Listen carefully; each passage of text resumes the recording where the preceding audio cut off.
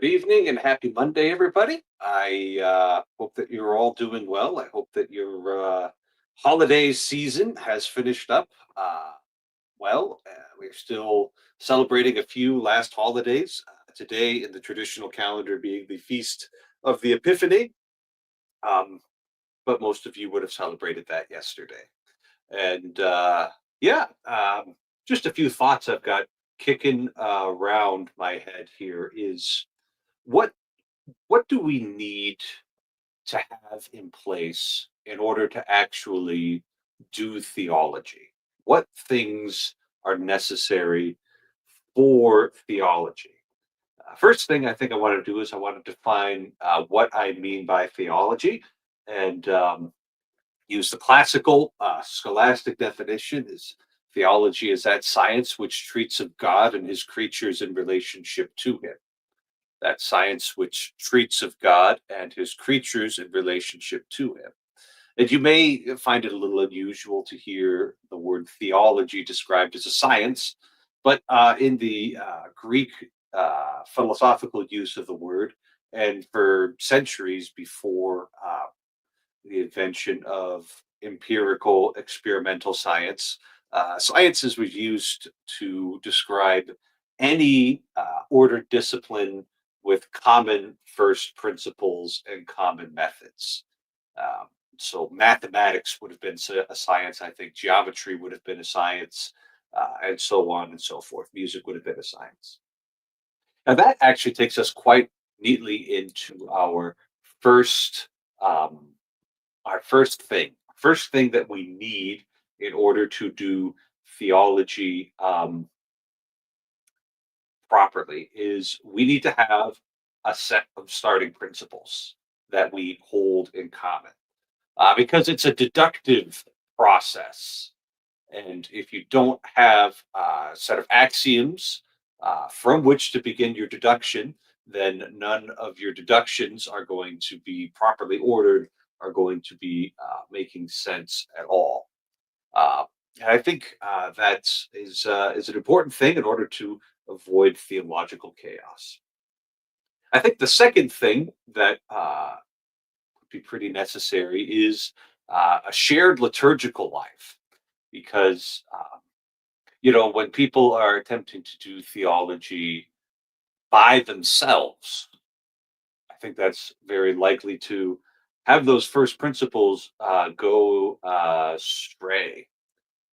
You're very unlikely to hold on to the appropriate first principles for something important like theology if you are just sitting around in your room and making things up yourself. That sounds like a great way to go astray. Whereas a tradition and a liturgy that is handed on from generation to generation, well, that actually sets a nice ground level for your belief and expresses that belief in sacrament, in ritual, in sacred texts and music, and even in the way that you conduct yourself.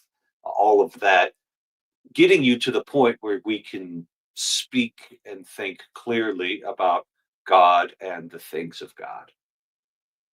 And finally, whatever church that you're participating in the liturgy, you should also have stake in that church. You should also care about the community with which you hold these common principles and with which you worship.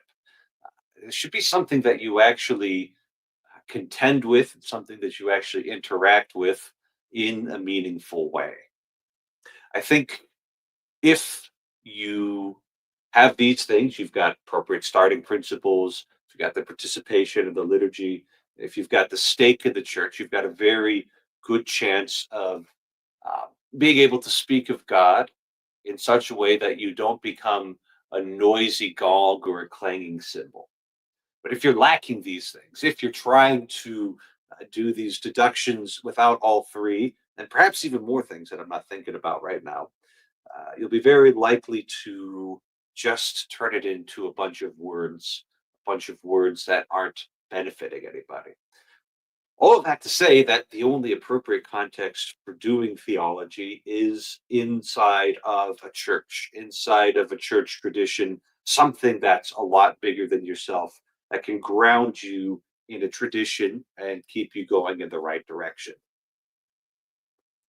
Which makes a lot of this talk on the internet a little bit interesting. We wouldn't be doing theology properly. Maybe we're able to engage in dialogue with each other to come to some type of understanding about the way other people live and the way the other people think.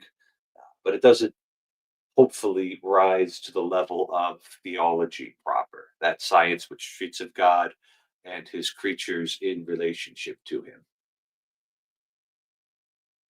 So that's what I think.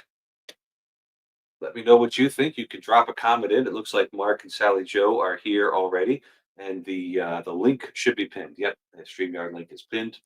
Um, Sally Joe's turning this into a used car commercial. Yeah, doing theology doesn't get you out of silence at all. Rather, it wraps you there. It's a poor weapon to fight science with. I think we need to clear that up a little bit. All righty, Mark. What are you up Alrighty. to? So many things. So many things. I Good. like what you said there though. That was pretty good. Yeah, yeah. I mean, and it also puts theology in its place, which is just, this is how we can talk about God, and um, that's about all it does. Is it helps us talk Right. about God well. When it So keeps you stuck in the frame. It keeps you stuck in the science. Like you're not gonna get a science with more science. It's like if the right, problem is scientism and materialism, theology isn't gonna help you. It's gonna make it worse though. yeah. So yeah. Often what I try to explain to people, but you did it much better. So thank you. Wonderful. Well, it's this is one of those things, right? I'm like 22, 23 years old. I'm sitting in fundamental theology with Dr. Hip, and he's talking about all these things. And then, like, I don't know, 9 or 10 years later, I finally understand it. So there was all this talk, fundamental theology, right? It's like, okay, here's how theology works. That's a class that you take when you're at seminary. And he was talking about, the ecclesial context in which doing theology is. And I was like, oh, he's talking about this. He's talking about where do we get our starting principles from, Mm. and all of that. I added the liturgy and the stake of the church because that's also how you avoid just becoming a noisy gong or a clanging cymbal. Yeah. Is that a reference that you recognize, Mark? Nope. Uh, Is uh, that in a book I haven't read? it's first letter to the Corinthians, chapter 13. You may have heard it at a wedding, though, which means if you've been to any weddings, you haven't been paying attention. Oh, Happy certainly New not. Year, Bubblefist. No, usually when I go to weddings, I'm taking pictures. So No, that's fair. That's fair. listening to There's a lot of people, that's not, It's like I don't. some men, that's the only time you'll ever see them in a proper suit. So you may as well get the documentation of it while you've got the opportunity. I went to school every day in a suit. Thank you very much. I didn't say you, I said some men, I you know. know? I'm just saying, like, I went to school in a suit, damn it. Junior high, first year of high school, all my early jobs after I got out. It was rough. Didn't like it. Suit and tie, the whole 9 yards. Totally one of the best things that ever happened to me, but did not like it. Well, it's not Might about be a you. hint. So, Well, but it might be a hint, right? Things you don't like are the best things ever for you sometimes. Yeah. uh, Yes. Isn't yeah. that annoying? Actually, I just started a spiritual classic. It's called Spiritual Combat. I've just got it right over there. And oh man, that first chapter hit me right where I didn't want to get hit. Mm. Guess what the first rule of spiritual combat is? No one talks about spiritual No, that's from a movie. No, Never mind. don't trust yourself. No, yes. I love it. That's rule number one. And it's like his chapters. It's not that thick of a book, right? It's just a little book, and it's written very concisely and very plainly. It's just even that first chapter is like, oh no, I've gone wrong already. Yeah, I've already screwed it all up. So hopefully reading that a little bit. Yeah. The second chapter, I haven't read it yet, but he laid it all out. The second chapter is complete confidence in God. Like, okay, but we got confidence in something. It's just Got to change your aim. Got to move yeah, your attention. got to place it in the right spot. So Yeah, yeah. No, that's well, that's good. there was a big storm farther south of us. Did you get hit by that at all? No, no, we're allegedly getting snow. I don't know, Thursday, Friday, something like that, maybe. Snow. All right. I know, I'm gonna panic. And the beaver has been busy. I have to go out every day, clear the overflow on the pond. Mm. Are you going to have somebody come and trap that beaver? My buddy's supposed to dispatch with the beaver for me, but he hasn't been over yet to do that. He's come over a Okay. couple times and not gotten it. I'm like, well, come over when it's out and shoot it. He did. So the beaver has been working on 2 trees that I wanted cut down, and one of them fell last night in the wind. So I'm like, yay, that tree is gone. Now I don't take a chainsaw out there and get wet. That's fantastic. And there's another tree where you've seen it, the one right on the water, not the big one, the one right on the water. He's chopped 2 branches off of that. This is the first branch he chopped down. It was a small branch, and it went like this because of the vines, and it was horizontal 4 feet off the ground. And I was like, how did that branch get there? And then I'm like, oh, the beaver chopped it. And then because I thought it fell from another tree, but I was like, why is it hovering in the air perfectly horizontal? It's like, oh, because the beaver chopped it and there are vines everywhere. And yeah.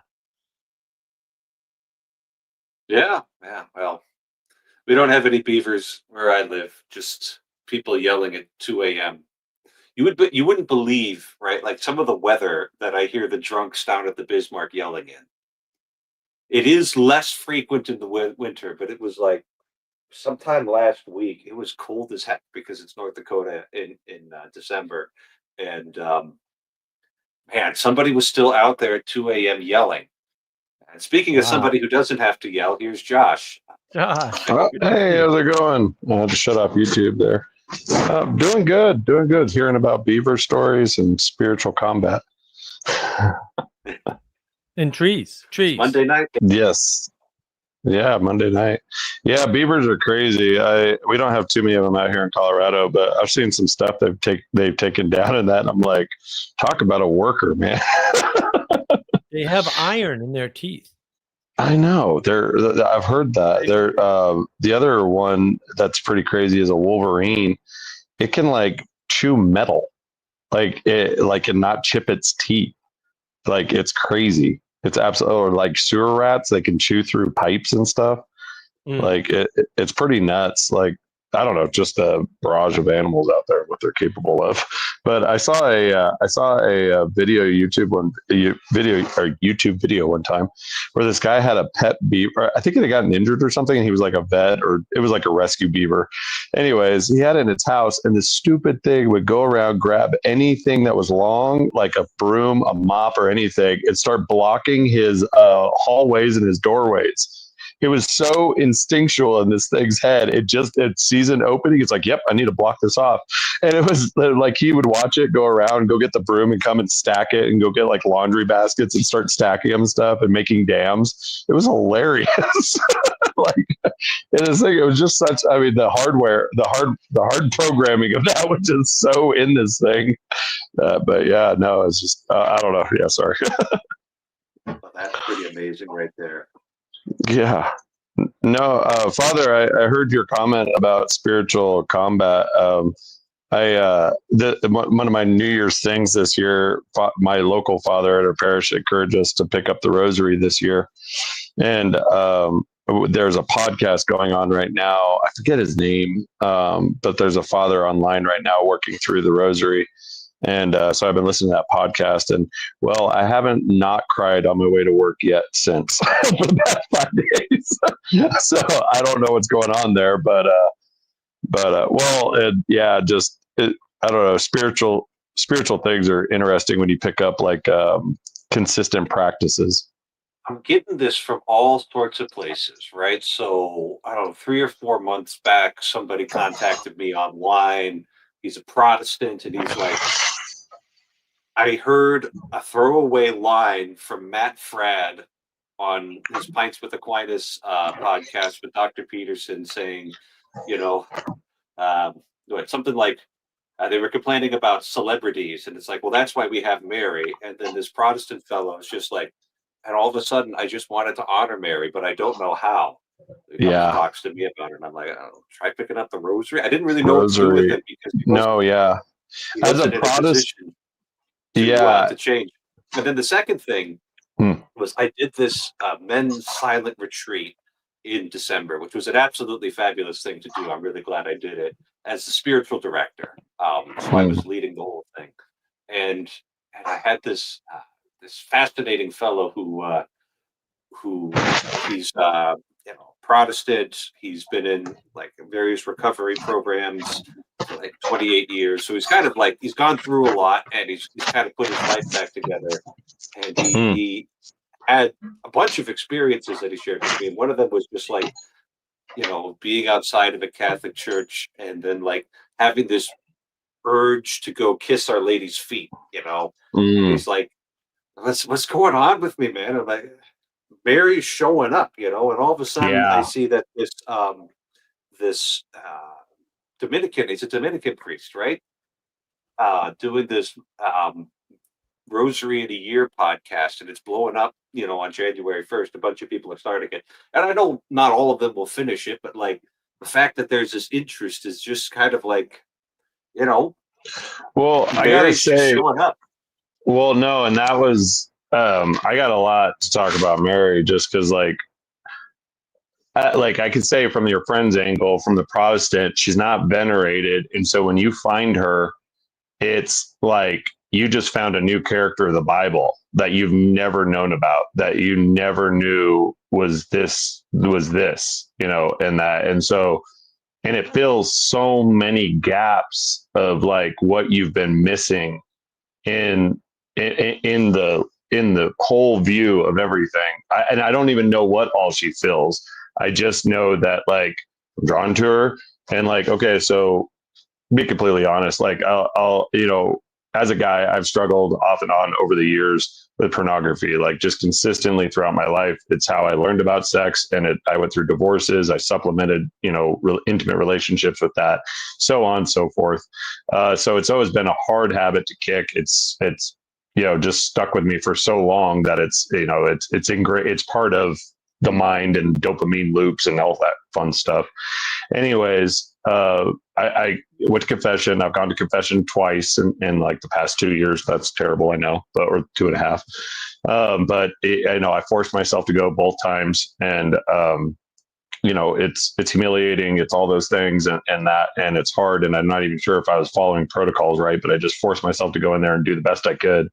And so, rattled off whatever I could. And both times, Father directed me towards Mary. First time was say 3 Hail Marys, and then directed me towards the passage. Second time was read the story of Martha and Mary, and how Mary is doing the right thing and just focusing on Christ, even though there's so much other stuff that needs to be attended to. He's like, that's what you needed. And so I took that advice, and I knew this podcast was coming up. Missed the first day, January 1st, of course. And so I had to double up on January 2nd.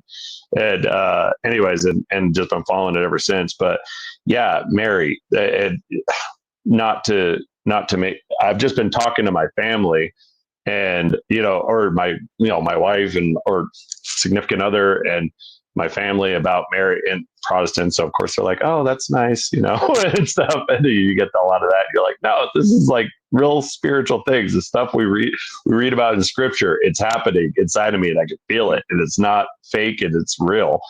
And like, there's something reaching for me, and I'm reaching back, and I could sense it.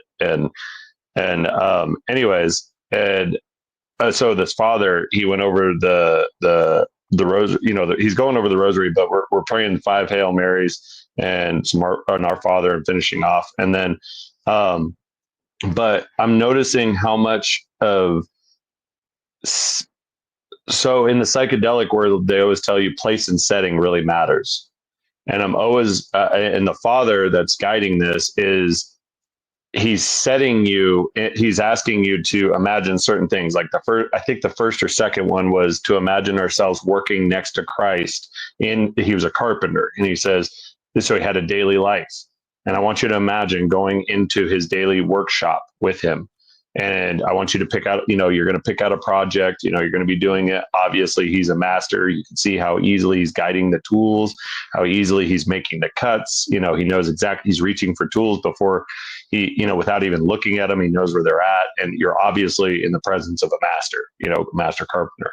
And he says, I want you to notice that, with your project, sometimes you take a little too much wood, and you're having to do multiple strikes, the chisel's slipping away. You're having to go around the shop and look for tools because you're not orientated to it correctly. And then he says, I want you to imagine you just made a mistake. And he says, you drove the chisel a little too deep, and now the cut is ruined, or that you chipped off the corner of a big piece of wood that wasn't meant to come off. Something you did something. It said, I even want you to really imagine this, that you're almost embarrassed because this guy's standing right over there and you just screwed up your piece, and you're like, kind of like, how you might like over inspect it and be like, you don't want to admit it right away. And so you're like, oh yeah, look what I did there. And you might be like, maybe try to rub your finger on it to try to hide it a little bit. And, it's not as bad as you might think, and all this. And then you have to admit it, that the piece is ruined. And he says, now you're going back over to start over, and you get your new piece. And he says, I want you to imagine, or as I want you to know, and you're surprised, and as you notice, Jesus goes over and grabs another piece and starts over with you again, right next to you, and he starts over with you. Anyways, as I was listening to this, I was just struck by how he was using so much imagery, and he's setting me in an imaginal space. And so this intimacy, this spirituality connection, it takes place in the imaginal world first, and then manifests in the heart. So all this is probably rudimentary, but like, as I'm going through it, and it's one thing to kind of know that, it starts in the head and then goes to the heart and comes out in your actions. Yeah. It's one thing to know that. It's another thing to actually experience it. And you were talking about spiritual combat, and all the things that you start getting hit with. And I don't want to take up too much time on the mic or anything, but it just like I had two other experiences recently, very, very impactful, at least for me. And that, but if you guys want to talk about them, but I don't want to direct the conversation or anything. Oh, this is great. This is why I keep the mic open, and people hear plenty from Mark on these things. So okay. Well, a few I witnessed what I think. So I started the rosary, and I think it happened right before January 1st. I happened to spot something in popular media that I think was worth pointing out. And when I spotted it, I haven't been able to not look at it since and see it. So it was interesting. Anyways, some of the references I'm going to pull from, you're going to be like, oh God. So anyways, but has anybody seen the new Deadpool Wolverine movie that came out this past summer, 2024? Okay, probably not worth your time. I agree. But many, many, many, many people saw that movie. And when you get done with this, you can look up the YouTube clip, type in Deadpool Wolverine, like a prayer ending scene, something like that. There's a scene in the very end of this. And there's basically ultimate bad guy is about ready to do something. And basically what needs to be done is there's a post on the left and a post on the right. And to short out the giant death contraption, they have to connect the two poles. Okay. Well, when doing this, whoever does this is most likely going to die. Okay. So Wolverine and Deadpool are out there. Wolverine in this timeline is a character that basically got all the other X-Men killed. He was at a bar and got drunk and didn't show up, and as a result, it happened to be a bad fight, and basically all the other X-Men got killed in this timeline because Deadpool is going through multiple timelines. It's a whole thing. Anyways, so Wolverine says, "Yeah, it's going to be me," and that's that, and starts walking towards the door. Deadpool kind of thinks to himself for a second, says, nah, grabs a fire extinguisher, clacks Wolverine over the head, pushes him out of the way, and jumps through the door. And there's some blasphemous statements and stuff like that made in this movie, but we'll say them for the sake of the story. But anyway, so Deadpool on the other side of the glass, he's like, hey, why are you doing this? Why the F are you doing this? What the hell? Like, no, it should be me. And everybody in the story already knows this, that it should be Wolverine. It just fits. This is his redemption arc. We could see it, but no, Deadpool says, nah, I'm going to do it. And he says, why the heck are you doing this? And he says, now the reference is, because I'm Marvel Jesus. He says that. That's important. Now, the terrible thing to say, obviously, but Ryan Reynolds, all that, he says it. Okay. So now he goes through the door. Yeah. You okay, babe? Just dinner. Okay. No, I'll be out there in a second. Okay. Anyway, so he goes through the door, and then Wolverine is on the outside. Okay. Now, Jonathan Pageau did a video where Logan's character maps onto the story of Saint Christopher, the dog-headed man, pretty well.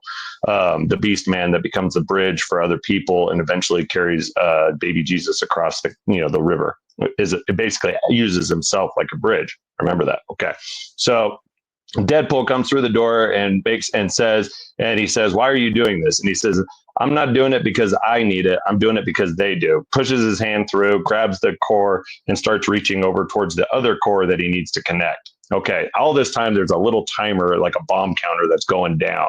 And basically Deadpool's not going to make it. It's getting down to 2% or something like that in the scene. And Deadpool is simply not going to make it. And everybody's like, it's over. We lost. And the sad music, cue sad music. Okay.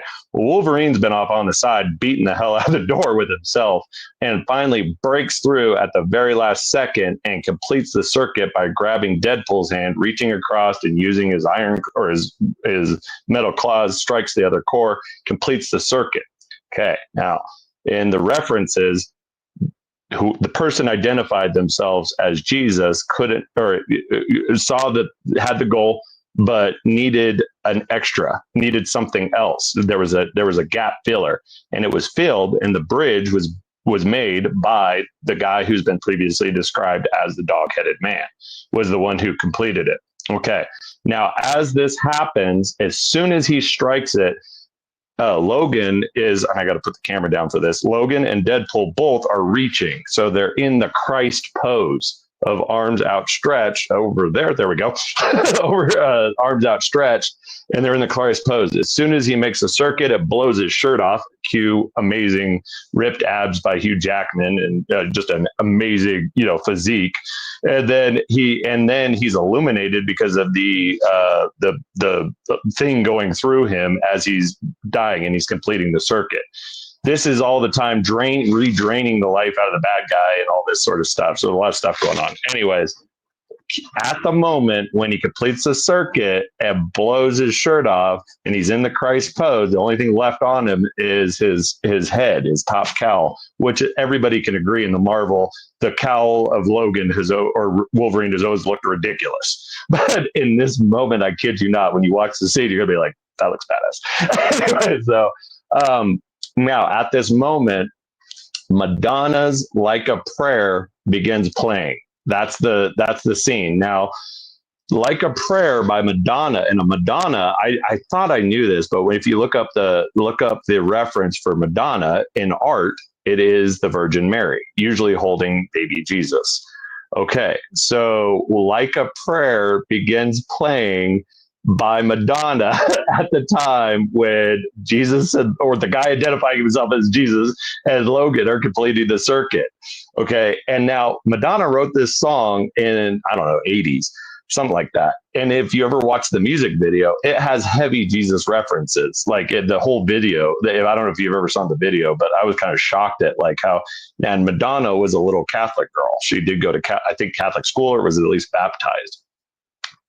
Ryan Reynolds wrote this scene years before the movie actually got completed.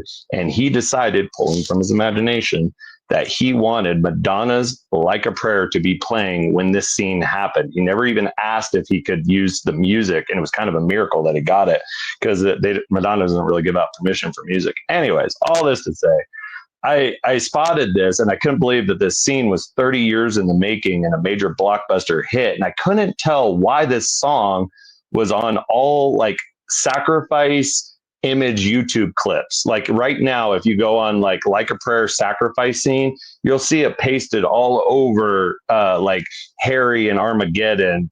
There's several European films that got plastered onto that are heart wrenching, like masculine sacrifice stories.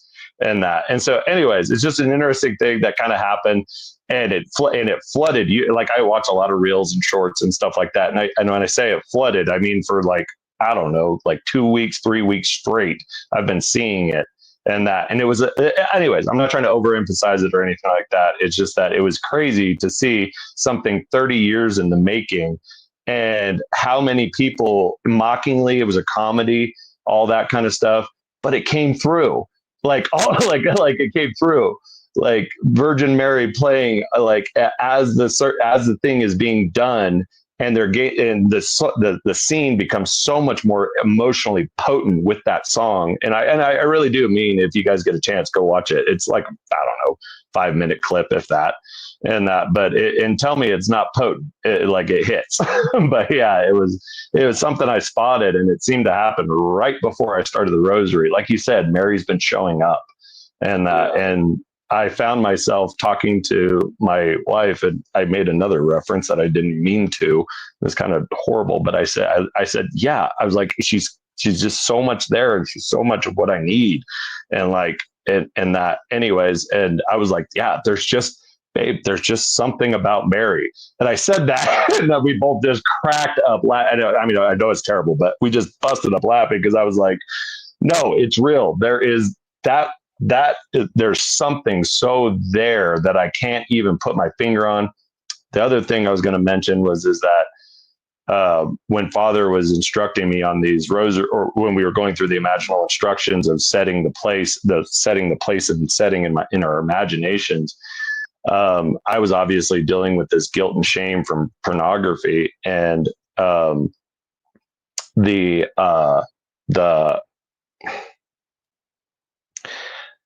he instructed me to view a rose garden, and I have issues with my mother, and that we had a hard relationship. It's stable now. It's good. Love you, Mom. Love you, son, and everything like that. But growing up, it was rough, and I don't know how much I could tell you how hard I bawled when he said, "She's not ashamed of you. She wants you to be here." And like, yeah, I just imagined myself collapsing in front of her and placing my face in her lap. And I just started crying. I felt it. I felt it so much. And she was there. She was beautiful. And like, she was everything that purity is supposed to be. And I felt safe, and and like I said, as I was expecting, the Father to tell me, yeah, you got to go do read this chapter, that chapter, you got 300 push-ups, and then, run a mile, whatever, you got to do to punish yourself. And like, that wasn't because that was my instinct. And it was, yeah, there was just so much there that I've been experiencing over these past 5 days of being in the presence of somebody pure who I can share my shame with, and I can be guilty in their presence, and they want me still there after they know me. And that I don't know, that right there is where I'm at right now. And that's been a pretty crazy place to be. Yeah. Thanks for sharing that. That's it's a beautiful grace to receive, and hopefully sharing it will make it better. So yeah. No, and it's just knowing that, like, I didn't know that was what Mary's role to play was for, I guess, us, like, to be our spiritual mother, I think, right? Am I saying that right? Yep. He says, yeah, okay. Yeah. And like, to see that and to understand that and to have mommy issues, and yeah, I can't explain that, man. That was somebody showing up that I didn't expect to show up. And just like I said, meeting a whole new amazing character in the Bible that can't I you can't identify with her because I'm not a woman. But I feel myself moving so close to this imaginational setting and place, and I know that this is real because other people are experiencing it, and so it's a shared experience, and that makes it real. Like, right? Like, I mean, if you're looking at, I mean, like, and we can, I mean, I'm not trying to get into the what's real, what's not, but it's just like, yeah, to finally have a hold of something. Like, I guess what I'm saying is I'm finding firmness underneath my feet. I don't feel like I'm floating or that I'm sinking or that I'm in hyperspace. It's like something like the spiritual connection gives you footing. You're like, nope, something's happening here. This is different than what I've experienced before. This isn't just my imagination playing with me. And even if it is, I'm kind of okay with it. Like, cause it seems to be leading me more than it is like just, dropping me out in the middle of nowhere. But yeah, man, she isn't just a statue, right? This is a statue of a person. So the fact that you're having a personal relationship here is what you should be expecting. I might, at this point, though, encourage you to heed the calls of your significant other and go to dinner. oh, yes. Thank you for reminding me. Thank you. I had completely forgotten. Oh yeah, she got dinner ready. Anyways, thanks for Let her letting know me who share sent so you. much. But yeah, yeah, no, they do. Yeah, thank you so much for letting me share in that. Sorry to jump in and jump out, but yeah, Good to see you, Josh. good to see you guys. You guys have a great one. Hey, Mark, I hope that Beaver and you get along okay. Or maybe, yeah, your friend's gonna assassinate, huh? All right, put the hit out, put the contract out. We'll see what happens. Oh, don't All right. encourage. Enjoy dinner. Right. Yeah, I will. Adios. Oh man, you must have really wanted to share that because it gets near dinner time. I can't really think about anything else. So Yeah, that's right. Yeah. When it's dinner time, I'm like, see you later, bye, guys. yeah, I know this is really important, and the entire universe is going to fail if I leave. But also dinner. See ya. Yeah, that's my attitude too, rather. yeah, he knows what it's like to be good and properly hungry. Looks like David has just finished the book of Tobit. There, Cool. that's a fun book. It's only like 6 chapters. You can get through that pretty quickly, and yeah, a lot of fun stuff in there. There's angels, there's demons, there's miraculous healing, there's a trip to a different city, all sorts of stuff. So I can highly recommend the Book of Tobit. Uh, Tobit, and it's a really fun. So it comes up in the daily mass reading cycle, right? So you've got somebody up there proclaiming this reading, and the way Tobit goes blind is that he's napping underneath a tree and a bird puts droppings into its eyes, and the bird droppings cause him to go blind.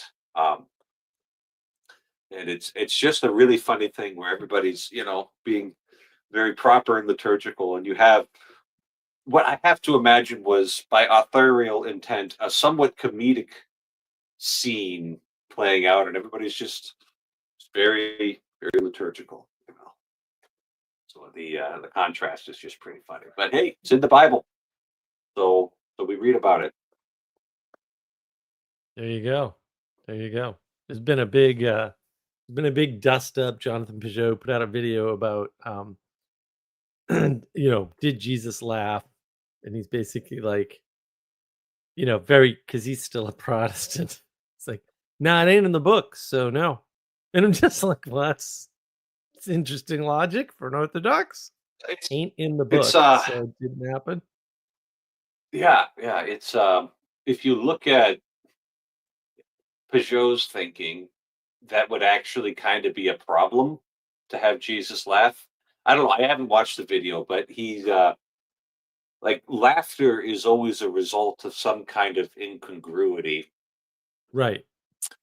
And so it's kind of a release of tension because there's something that's incongruous, but it's not so bad that we need to panic. Yeah, It hasn't been something that's resolved. disorderly. Yeah, it hasn't Right. been. The laughter resolves it in some sense, right? Yeah, yeah, and if you've got like the perfect logos, the perfect order being embodied, on Earth, it's kind of interesting to ponder what laughter might look like when he's around, you know. But it's yeah, the Bible, notes a lot of different emotions that Jesus experiences. He experiences anger, he experiences sadness, he experiences joy, and we see all of that. But like the one thing it doesn't show is any kind of mirth. So I do think there's got to be some kind of a lesson in there where the the inspired authors were not inspired to put that in. Um, there's something there to it, but I don't know what it is. So maybe someday I'll learn about it. Interesting. Interesting. Yeah, it caused a big dust up. I know Nate Heil went after him about it. I was just like, Nate, speaking about biblical issues, the Christian anarchist, just like, It's funny yeah, because there were some moments that would have been funny, right? So when Jesus stares at his apostles and says, "Beware the leaven of the Pharisees," and his apostles are like, "Oh, geez, he's mad at us because we didn't bring any bread." Right? And that's kind of funny, right? I don't know. I don't know. That's like we could make some comedy out of that, And Jesus doesn't treat it with levity, but he's like expressing his frustration at him that they're not getting what's going on here. So like I says a lot of incongruity mentioned in the gospels, but it never provokes laughter. So hmm. Well, they're all serious matters, perhaps. yeah, yeah, his mission was serious. So I think that's the arguments I've heard is that his mission was so serious and his personage was so serious that it wouldn't be fitting for us at least to see him laugh. Hmm. And that's actually a very different question to whether or not it actually happened. Like those could Well, be yeah, actually very two different things. right. That's where people went with it. Yeah, a lot of people went that way with it. And yeah, I thought it was a very Protestant sounding interpretation. It's just like, well, it's not in the Gospels. So, and I'm like, yeah, there's a lot of things that aren't in the Gospels. Like, what's your point? I don't, what are you saying? Are you really saying anything? I don't know. Yeah, yeah. It's just, uh, I think it's worthy of pondering. I think it's worthy of pondering why, of all the emotions that we get to see in the Bible, experienced by Jesus, that one is excluded. It is worth it. I am wearing a hoodie, and that's because I live in North Dakota, and it's like 5 degrees outside, and I would prefer to be warm. So that's what we're doing here. It's a how many angles can fit on a pinhead issue. I think Yeah. you get like infinitely many angles because like you've got the point of a cone and then infinitely many rays coming out of it. Uh, so Nice. the geometry Nice. joke. You're supposed Yep. to laugh now, Mark. I can't manage it. All right. I'm trying to be Christ-like. So So no. I win. Yes. Victory is mine. Oh, angels, angels. Yeah. Sometimes Close enough. you just come up with in a university setting, you come up with interesting questions just to like test people. Yeah. But I don't think how many angels can fit on the pinhead of a needle was ever actually like a serious debate. It was more like a teaching tool to help you think about beings that don't have any dimension or any corporeality in a different way. Right. So it's more of a rhetorical question. I don't know how many people in a medieval university would have treated that as serious business. So, and it's not like the geometry joke, all right? He So, laughed. yeah, we just couldn't hear it because the He hasn't come on. He yeah, won't come on and share his wisdom with us, so we all lose. yeah, Denying don't the worry about world. that there. Yeah. What's Oh, what's the significance of the flaming sword in Catholic thinking, not theology, because we don't do that. oh goodness, nobody's ever asked me that. So I may very What? well. What's the matter with you? What kind of priest are you? Well, hold on. Nobody's ever asked me that.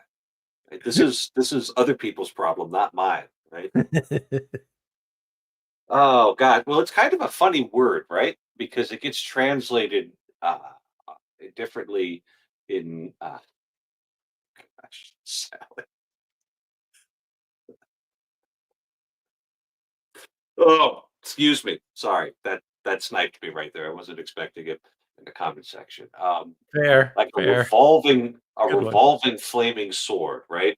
Um, why? What's up with the spinning on that?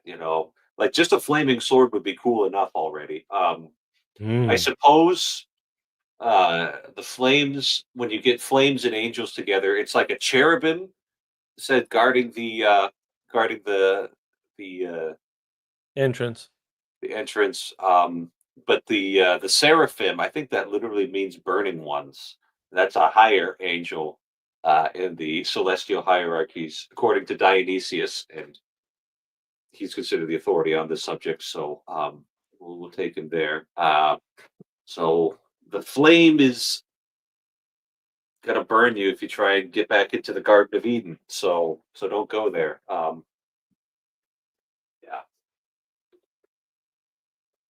yeah. I don't know. I'd have to. I'd have to. Well, I've got this one right here. Nope, not that one. This one. I haven't upgraded to the one volume thing yet, so this is just the Book of Genesis. Let's see if they've got any good quotes from the church fathers in here, because that's what these books are good for. It's quotes from the church fathers. Well, there's a bunch of flaming sword things, right? There's the donkey and the guy, and then pretty You're talking sure about Balaam. that the head angel comes down with one once, and yeah, there's the cherubim, and sure, there's a bunch of them.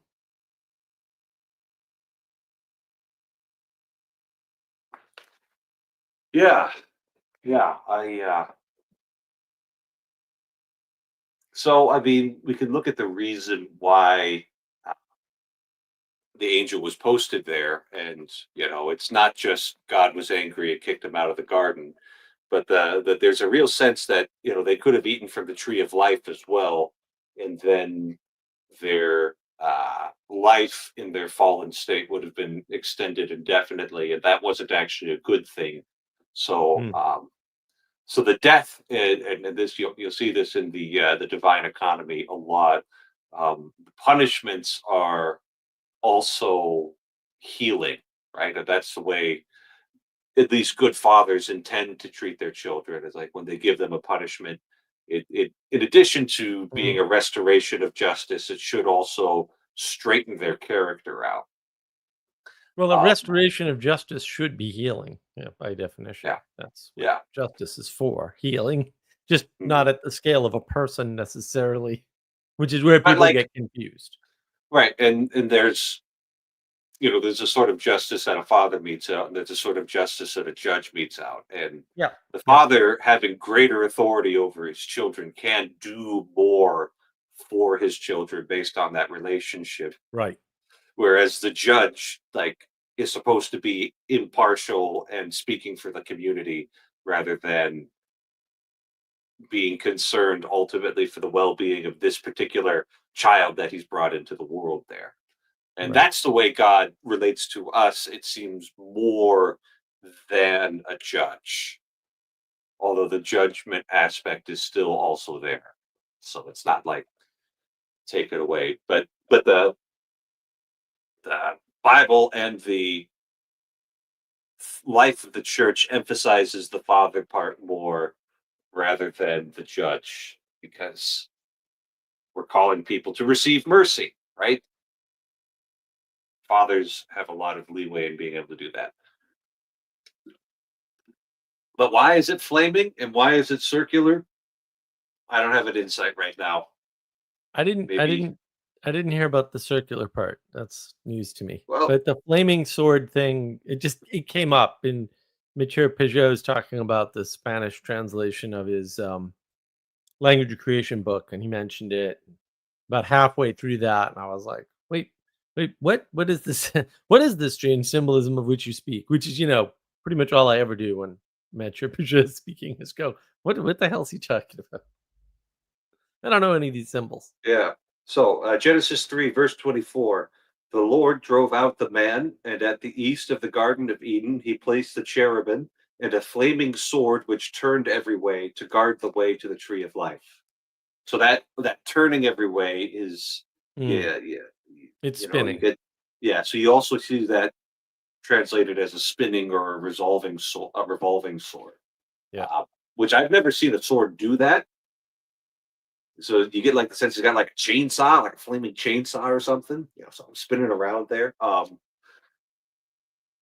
think So it it's must just be important, spinning, but like you on know, its hilt, right? Like just so you can't get past it. But I mean, this is part of the thing, I mean, the way Josh was talking about it's just kind of backwards for me, right? It's not like, oh, there's a setup from 30 years ago or whatever, or however long ago to now.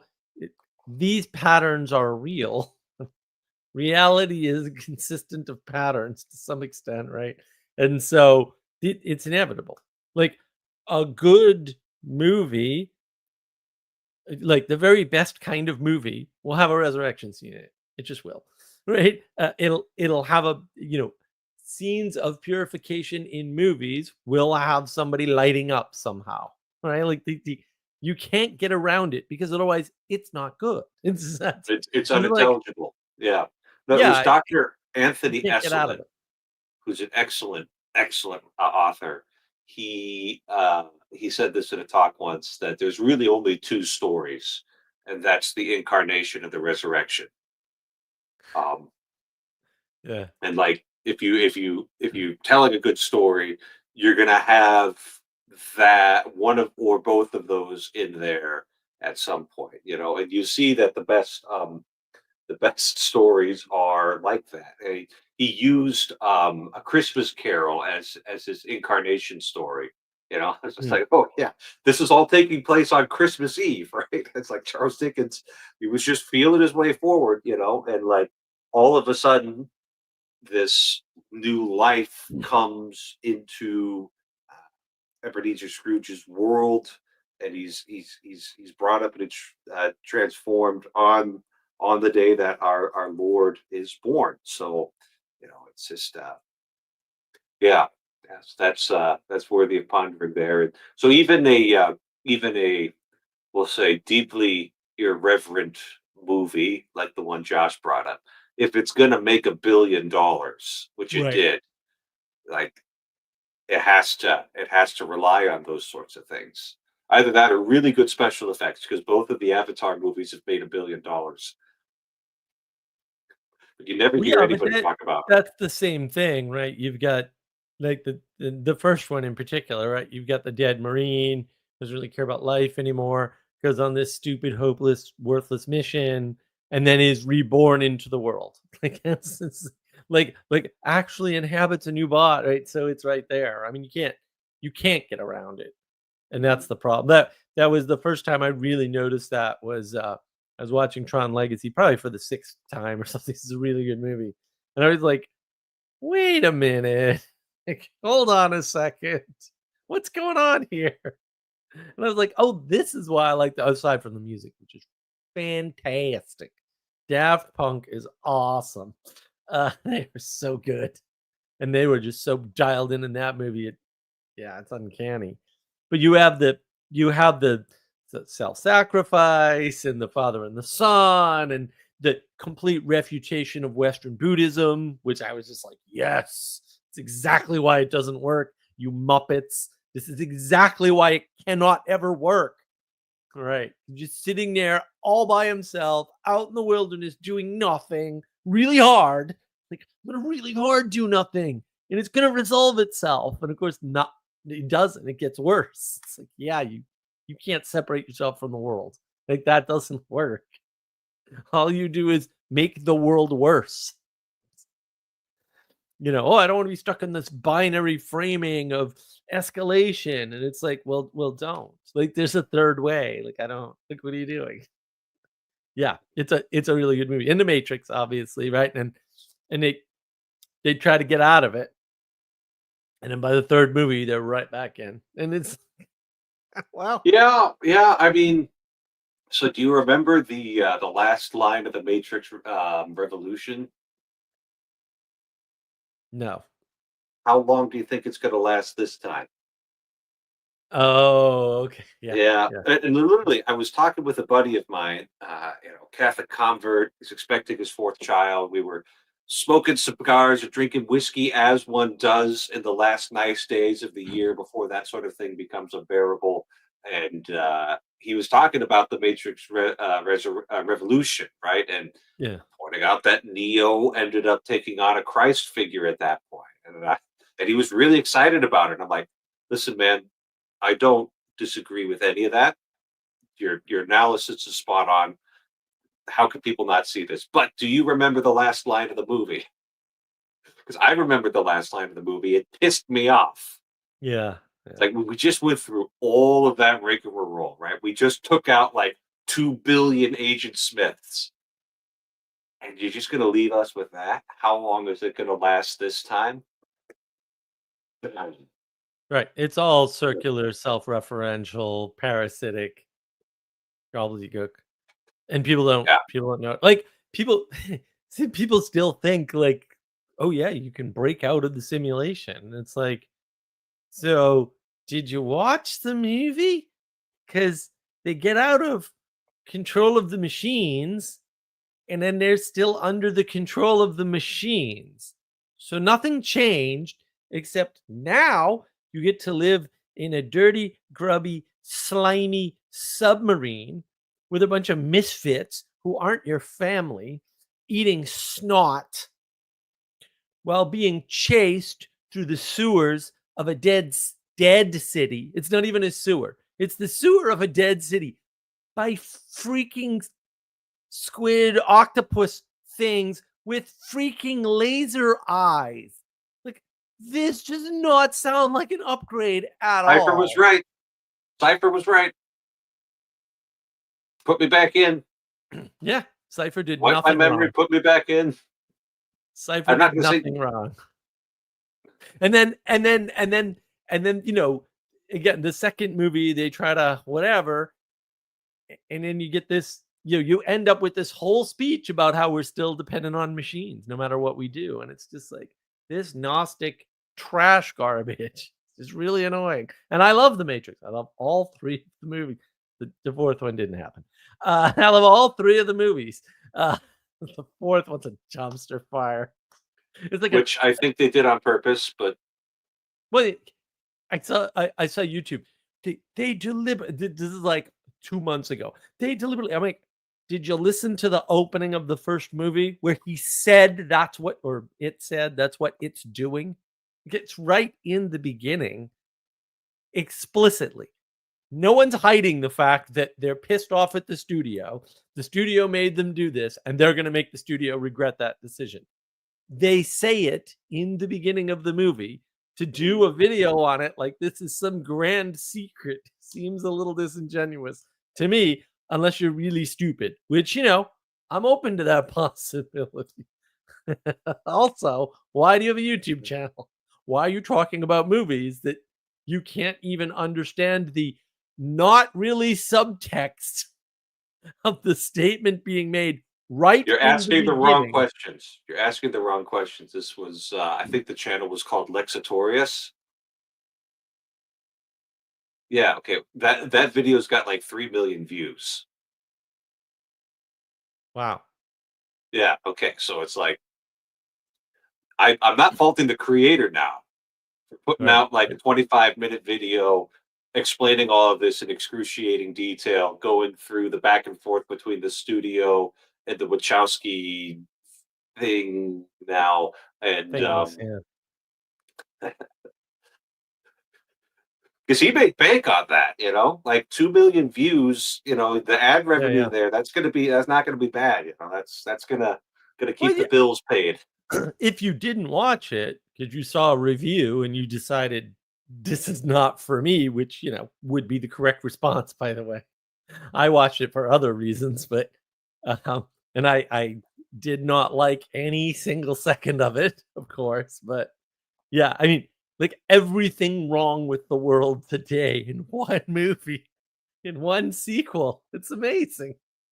Actually, if it can get everything wrong in there, that might actually, like, that's on purpose at that point.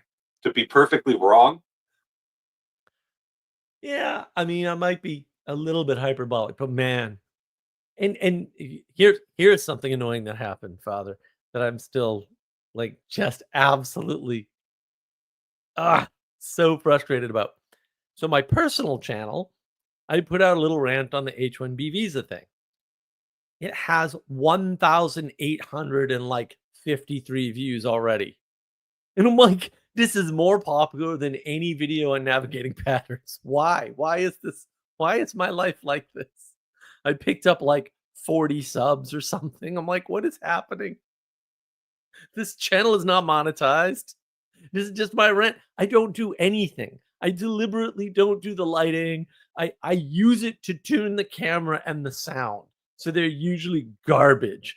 And yeah, I'm like, oh, You gotta ride like, that's what happens with all of these algorithmically driven systems, and you would be able to explain why from a mathematical perspective.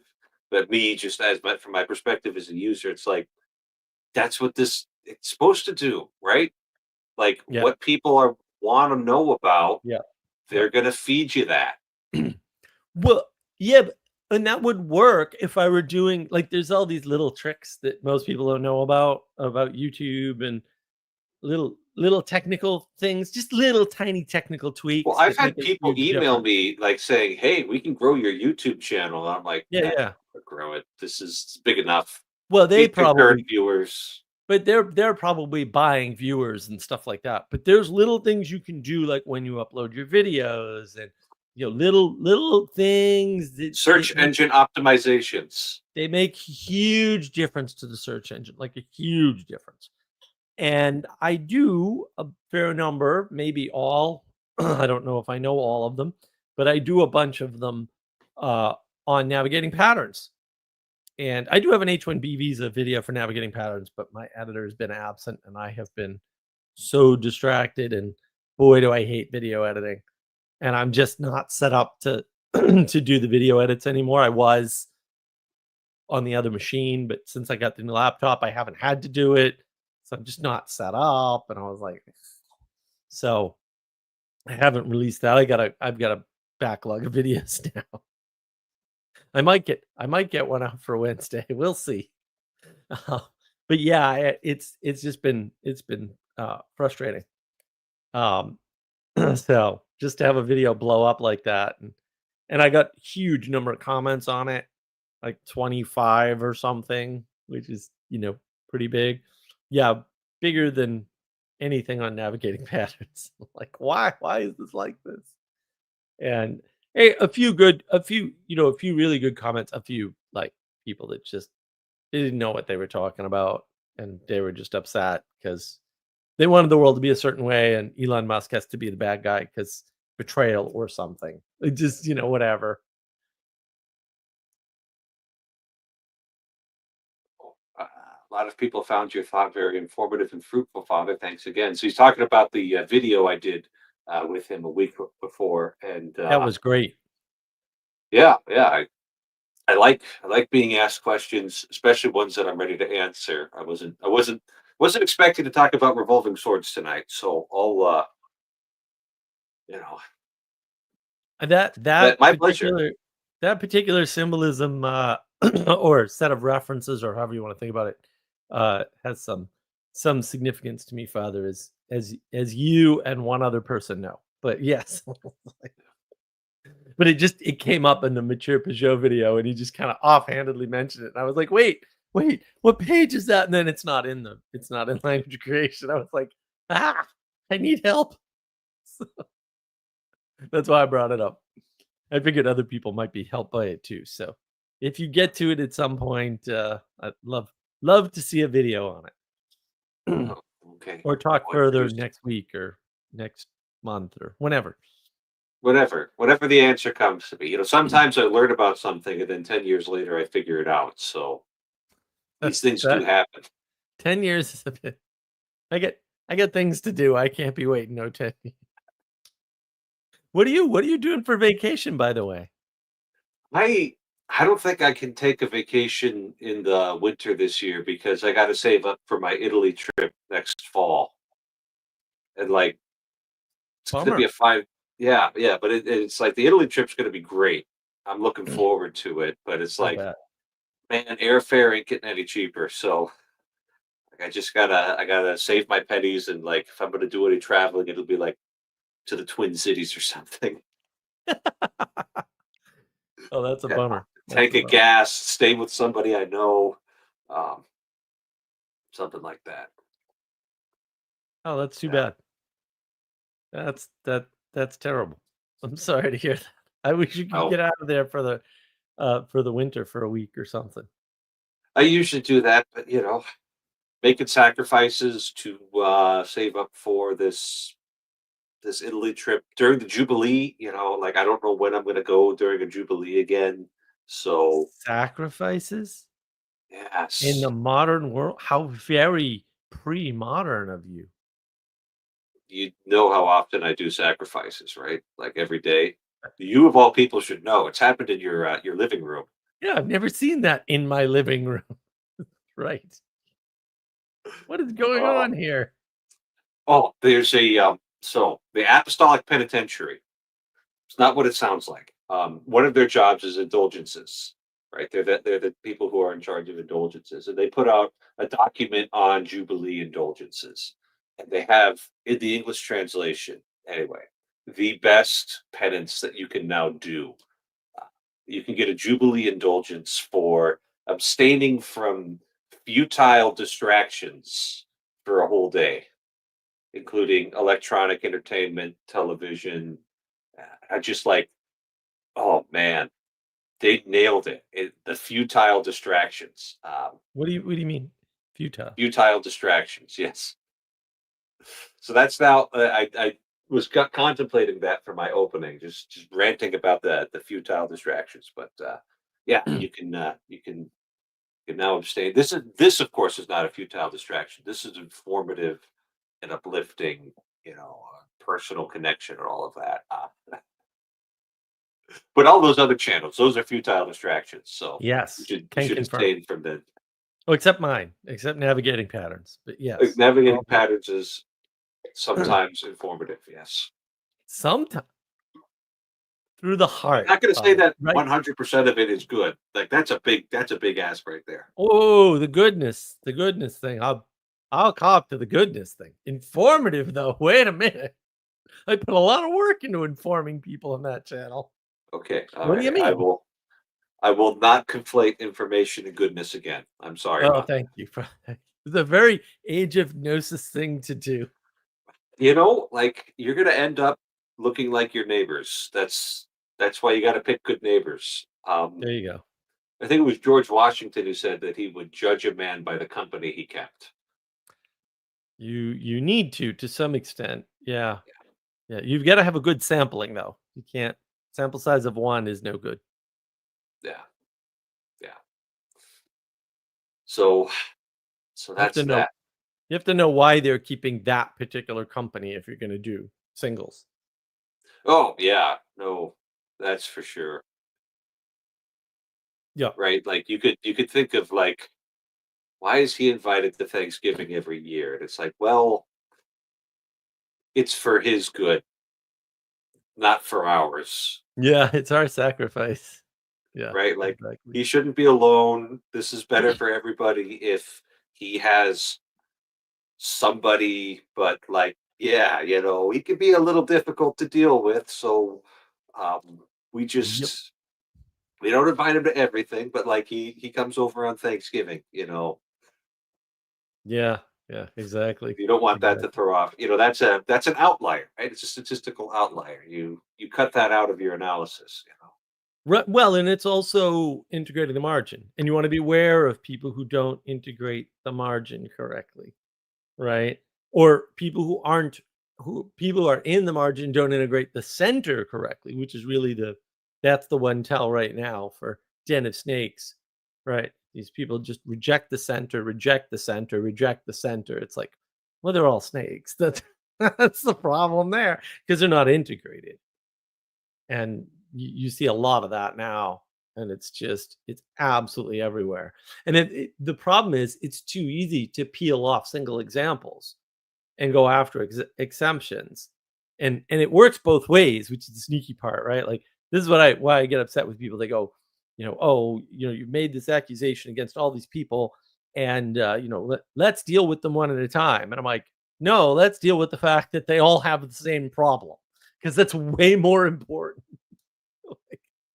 I don't, yeah, people always get, confused in that way. Take the time to look into. So in this video, Hey, I'm Kirk. going to tell you inside.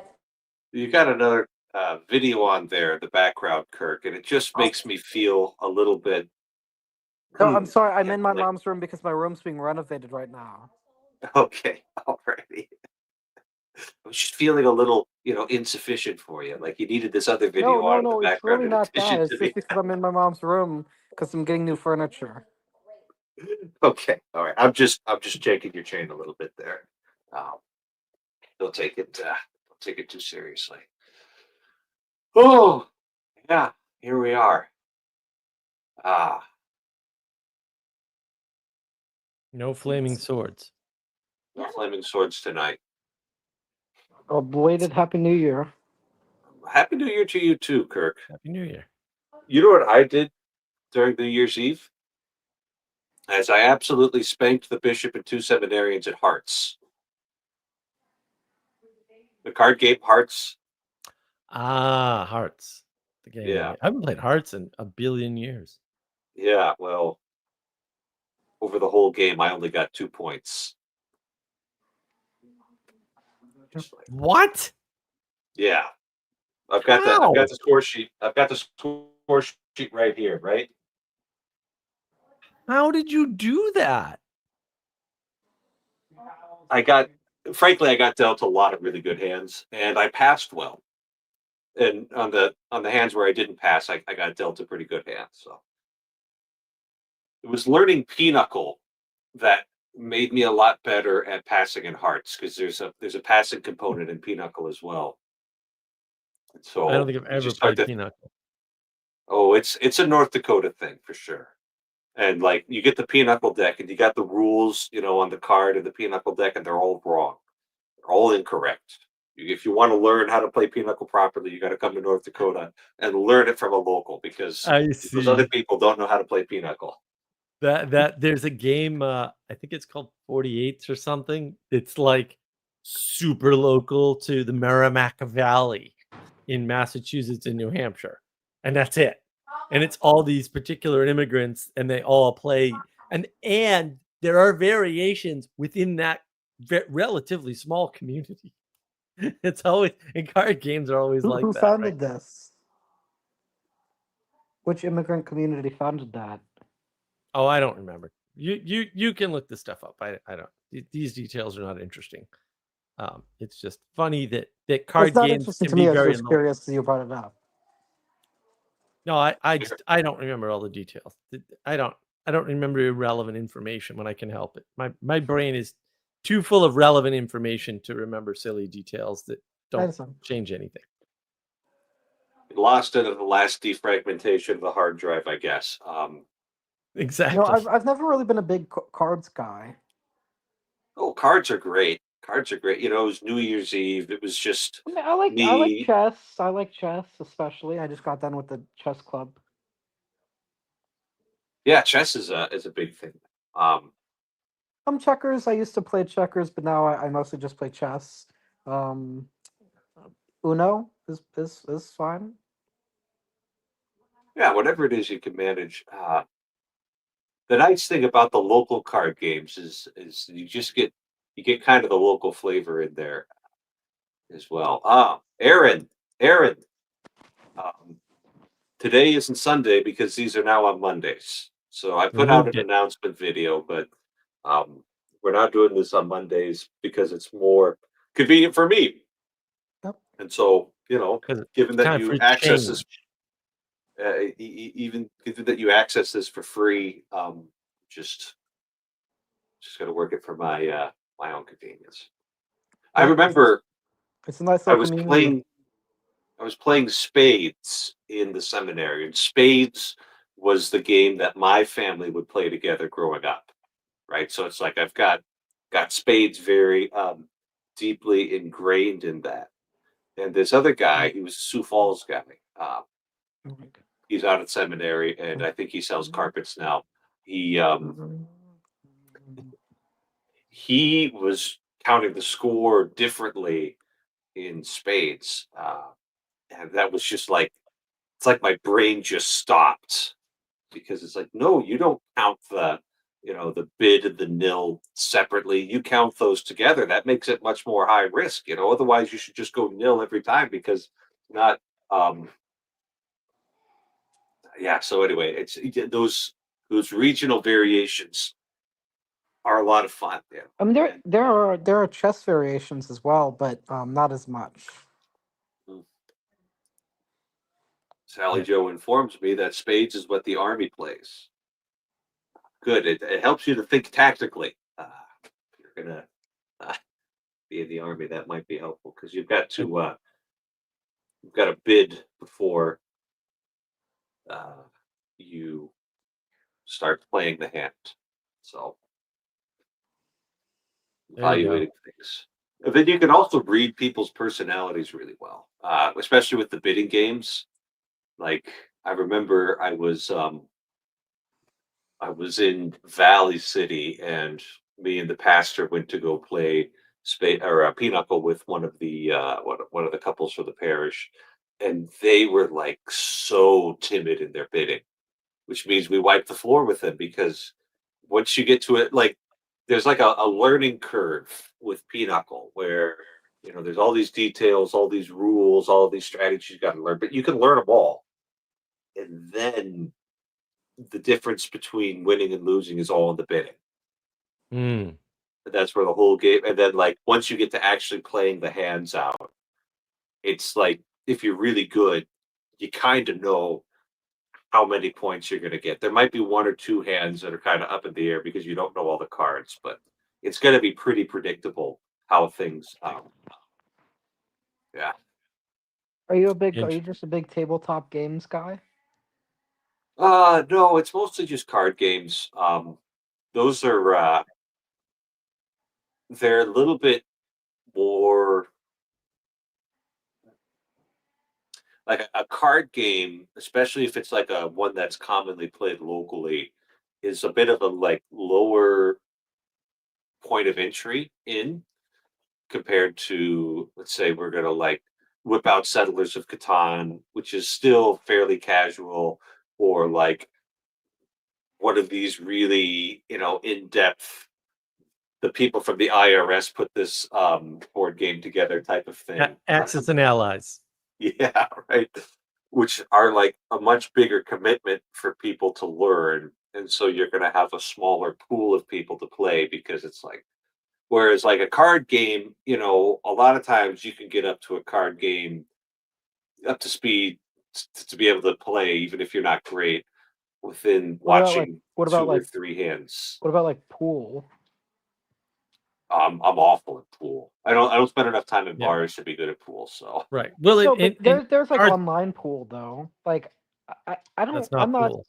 What was that? It's not pool. There is online pool. What are you talking about? That's not pool. Like has no overlap. It just looks like pool. It's a simulacra, right? It's a simulation of pool. It's not has no overlap with pool. The skill set is zero overlap. There's nothing in common. Unless you have like an artificial cue and an artificial ball, and you hit that. Well, that would be a lot closer if it was actually a simulation based on how you were smacking a ball. But yeah, if you have physical motion involved, like nothing without physical motion corresponds at all to anything with physical motion, even a little bit. Like this, like Vervaeke talks about this exaptation nonsense, and he's right about the phenomena, but he misapplies it completely and says like video games you can exapt out some. No, you can't actually. It's proven experimentally doesn't work. Nope, it doesn't. It destroys your interface with reality because it ruins your participation. And then you try to participate in the world as though it's a simulation. And then you get simulation theory in physics. And it's like, well, of course you do. But no one sees the connection because they want to believe that it's Yeah, more we're real getting than kind it of is. postmodern here. We're getting kind of postmodern here. I'm not gonna lie. No, that is postmodern. That's the wreckage of postmodernism, technically. I want to answer Aaron's question here, and the question cannot be answered entirely in the abstract because it depends on how much money you're putting down. Right. If you're going to do like a $5 buy-in, and like, yeah, there's a little bit of money here, but like every chip represents a penny, and like like nobody would say that those games of chance. Like you can gamble a little bit of money, and it's not really that big a deal if that's how you pass your time and have friendship, you know. Um, but Texas Hold'em and gambling in general might might get to the point where they're sinful when you're starting to spend time and money that you can't afford on it. Right. So there isn't a one You can't answer. reduce it to a formula or a Yeah, can't process reduce it or to a a formula, procedure. right? Because like, you know, maybe there's a guy who can't spend more than $5 on Texas Hold'em game because that's going to like bankrupt his family. But like, you know, some of these really rich people, they could do a $5,000 buy-in, and it's not going to affect anything. Like their Ben portfolio Affleck is going to be like, famously, yeah, that was Ben Affleck's thing. He'd play. You got to read Ixnan's and then Sally Joe's comments, so you have to. pool is fun, but way more expensive and less portable than cards. Right. Yeah, And but again, I'm not I'm not talking about like in real life pool. And it's not pool. It's something else. It's some crappy simulation that Sally Joe deals with. Go ahead. and video games are made of satin. So Yeah, I'm I so think mean with Sally Joe and her spelling. think she means Satan, but Yeah, I yeah. think she means Satan, but You she definitely wrote mean satin, Satan. so I'm just going to take her seriously here because that's what's on the card. And Satan, you the devil, and himself. The devil himself, and you pay to play with your soul. Yes. good people who Can't just tell. Is laid she being down. serious? She's Yes. she's got a perspective on these things, and And she's completely accurate and precise. That is 100% Yeah, I mean, verifiably true. I like some video games. I like My a little bit. response to Salad Joe is that it does in fact admit of moderation. If you play an hour or two a week just to relax your joints, it can work. If you use it as entertainment, you're fine. But Yeah. people, if you use it as substitution for participating in an active game, either with other people physically in person or with something like a pool table, then it's complete degeneration. Yeah. Yeah, So but it could be a little bit of entertainment, but yeah, Sally Joe has reasons for being particularly vehemently against video games, and I don't think you should take it personally, Kirk, because those reasons don't really have anything to do with anybody else. But yeah, I mean, I don't play too many video games, but I like mobile games. But I used to play Minecraft when I was little, and I like some Injustice here and there, and I've liked Mortal Kombat when I played it. a little bit of light gaming for entertainment is fine, but Yeah, there we go. Sally Sally's Joe's on the correct. fence about 8-bit and below because it doesn't trick you to think it's real. I guess that's the problem with it, as people who get sucked into it a little bit too much and begin to spend Wait, time what's on it 8-bit that they can't really. what's 8-bit and below? Yeah, 8-bit Well, games. Atari so 2600 games. well, that would also be the Game Boy and the Nintendo Yep. Entertainment System and the Sega Master System all ran on 8-bit processors, which means that their processors could handle, what is it, 8 bits of information. That's 8 ones and zeros in any given operation, right? Jesus. Yes. Jesus is good. Those are good games because they're pure entertainment. There's no point to them, and How- you how can the get hell- addicted to them, but they're How do you much actually healthier. play that if it's 8 bits? No. This is like Super Mario Brothers, right? The original Super Mario Brothers. I'm talking about the processors could handle 8 bits of information in some kind of, but the bits Mark would go in about like all the different bits, so like 8, the 16, and N64. 32 are the most common. The really good machines did 36 bits, and there's all kinds of math reasons for that. But yeah, we're Yeah. not here I for that. thought and that I would thought take modern day months. phones do like hundreds or thousands of bits of information. No, Well, the this phones isn't. they're all 32 and 64-bit phones. There's not. But the this phones aren't isn't. anymore. It's a complicated processor thing that I probably shouldn't have even brought Yeah, I was up. Where confused. it's like every like tiny little operation It's the bus has a size. certain the bus size. There it is. The bus size, right? How many bits Yeah. can you process at once? 8, 16, 32, 64 are the most common. Okay. Most things are 32 right now. But in Okay, the yeah, I old must days, have been it was 8. confused. I must have been confused about like what it means to process how much at a time. Probably. It's a pretty technical subject that most people know nothing about. So fair And enough. don't need to know anything about. So, Not really. but 8-bit games are commonly used, like that terminology is used to refer to a certain generation of games where like the kind of processors that you could afford to put in a home console were not that powerful. That's Yeah, And nice basically blocky graphics. Original Super Smash Bros.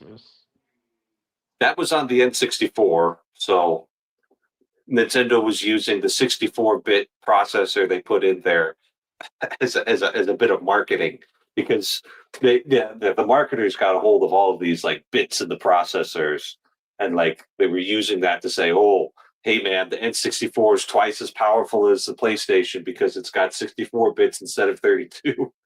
It's like it's way more complicated than that. Way So more.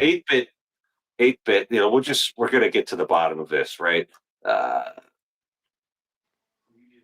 Super Mario Brothers NES. Here we go. We're gonna get some Google images going here. We're gonna give young Kirk here a history lesson. Yeah, it limits Alrighty. the number of colors, how many pixels. It limits all kinds of things when you have a smaller, slower processor. And the good question We're is, going to- how did they get all that information on that little tiny cartridge? That's a much more fun question. Alrighty, and then we're gonna share a screen. This is educational for you, Kirk. So I appreciate your patience here.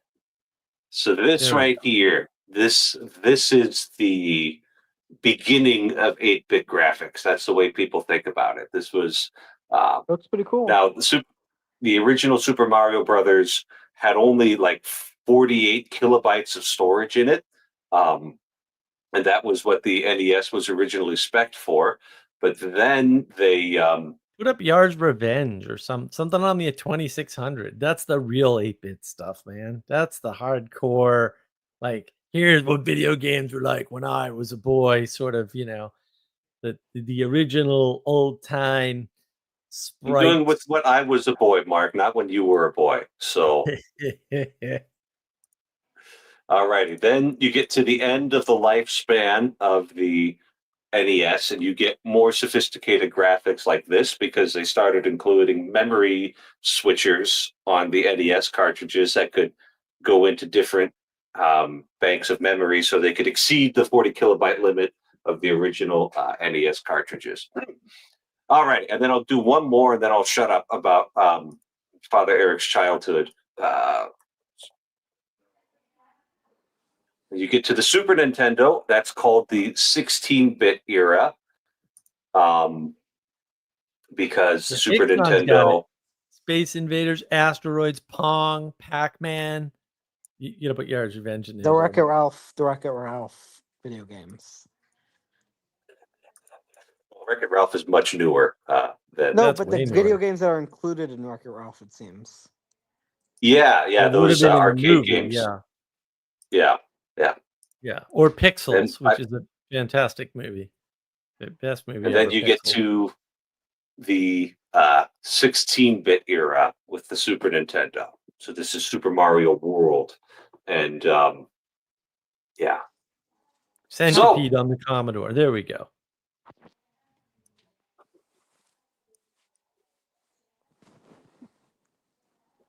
You got to answer the D&D question, Father. That's I played a few sessions with some priests.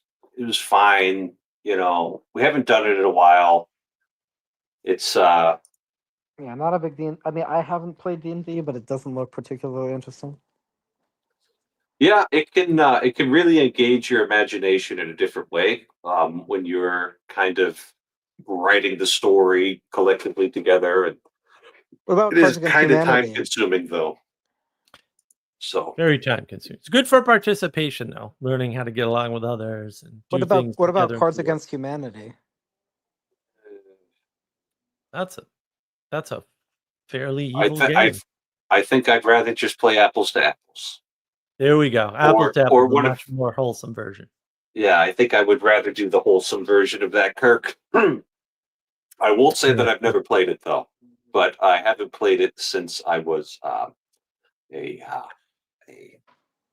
priest. I see what Ixnon did there. Dude, why? Why did you do that? I did not cast Cards Magic Against Missile. Henry, did you say Cards? Not Henry. Mark, you said Cards Against Humanity is evil. Yeah. Did you read the cards? Have you looked at them? It just seems to have no other function than to draw your mind to low and earthly things, and lower. contributes. Yeah. It contributes to coarsening of your sensibilities. Yes. So I mean, there are problems with it, but sometimes you want to play the immature side of life. Yeah. Sometimes you want to, ingest pure evil. That's true. I don't recommend it though.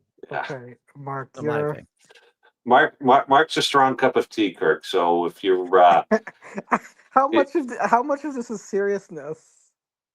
Mark's pretty serious. I'm also pretty serious, but I also try to be a little bit of a moderating force, And yeah, he's got strong opinions, so you just gotta. So, Father, you don't know did you cast Magic Missile thing? I didn't think you would. It's a little meme video thing. It's pretty funny, actually.